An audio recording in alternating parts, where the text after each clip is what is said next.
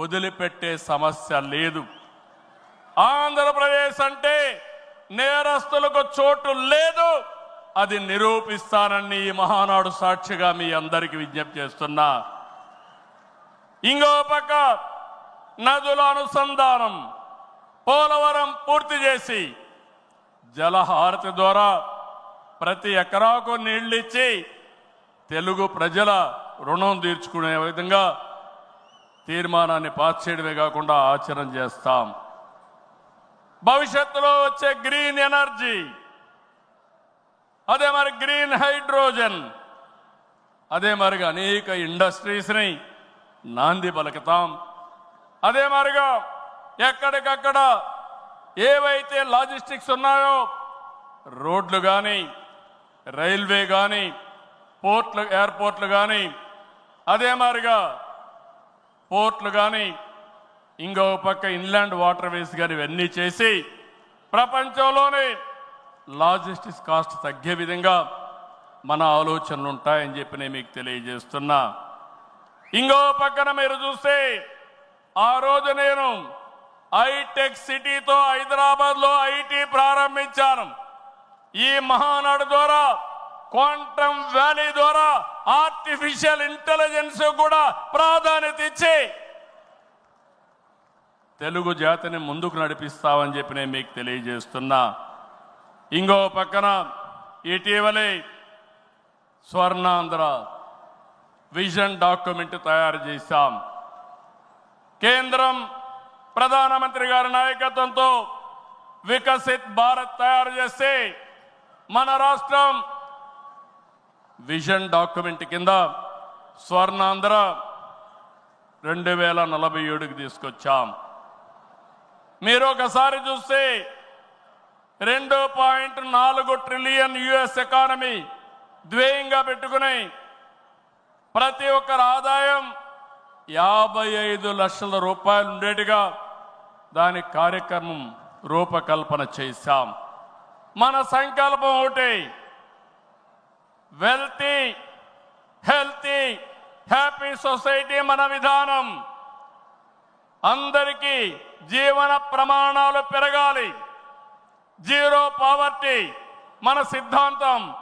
2047కి zero poverty సాధించి దేశానికి ఒక దిశ నిర్దేశిస్తామని చెప్పి నేను మీకు తెలియజేస్తున్నా. ఆ తర్వాత P4 ద్వారా ఆర్థిక అసమానతలు తగ్గించే విధానానికి శ్రీకారం చుడతాం.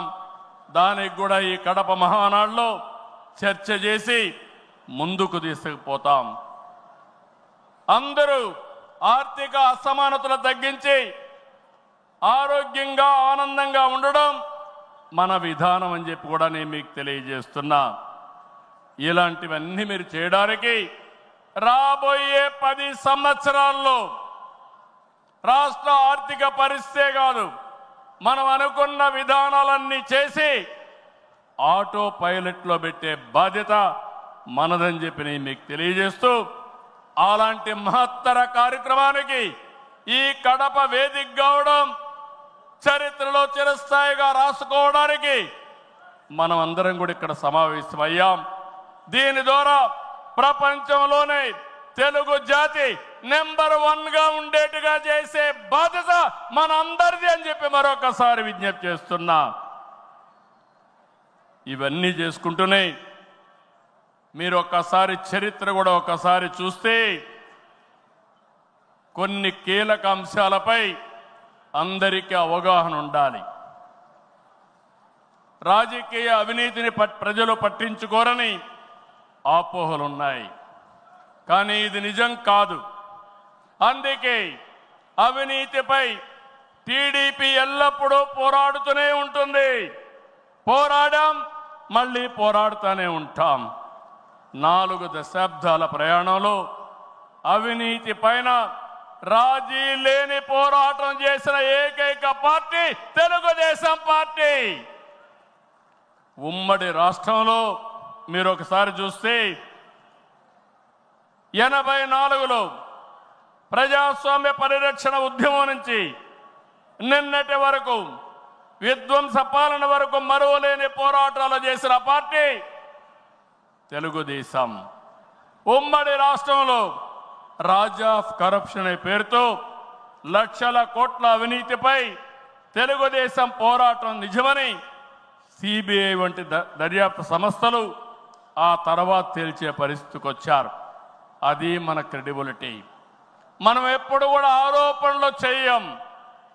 వాస్తవాల్ని దృష్టిలో పెట్టుకుని ఎవరు ఎక్కడ అవినీతి చేసినా చివరి వరకు పోరాడిన ఏకైక పార్టీ తెలుగుదేశం పార్టీ.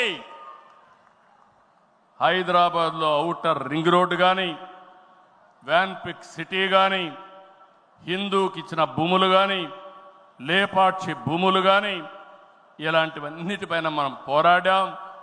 దాని పర్యవసానం తర్వాత ఇన్వెస్టిగేషన్ ఏజెన్సీని ఒప్పుకునే పరిస్థితికి వచ్చారు. ఓబులాపురం ఆక్రమ మైనింగ్పై మనం చేసిన ఉద్యమం నాడు దేశంలోనే ఒక సంచలనం.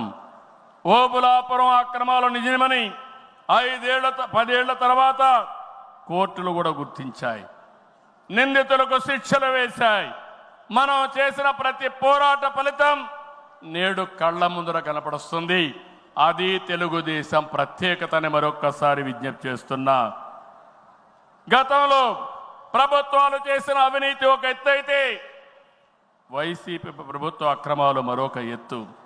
కూటమి ప్రభుత్వం అధికారంలోకి వచ్చిన తర్వాత విధ్వంస పాలకుల స్కాముల లెక్క పెడుతున్నాం. ఇన్వెస్టిగేషన్కి ఆర్డర్లు ఇచ్చాం.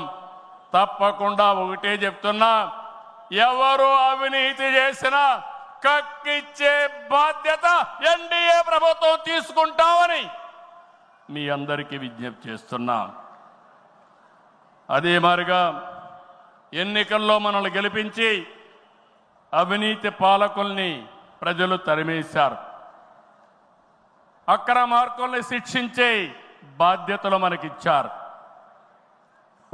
ప్రజా సంపద దోపిడీ చేసిన వారిని, గాడి తప్పిన నాయకుల్ని, అధికారుల్ని ఉపేక్షించే సమస్య లేదు. తప్పు చేసిన వారికి ఆలస్యం కావచ్చేమో కానీ శిక్ష తప్పదని మరొకసారి ఈ సందర్భంగా విజ్ఞప్తి చేస్తున్నా. మనం అధికారం చేపట్టి ఏడాది అయింది. ఏడాది కింద రాష్ట్రంలో సంక్షోభం. ఉద్యమ స్ఫూర్తితో, అద్భుత చైతన్యంతో ప్రజలు పట్టం కట్టారు. ప్రజలు ఇచ్చిన అధికారాన్ని బాధ్యతగా స్వీకరించాం.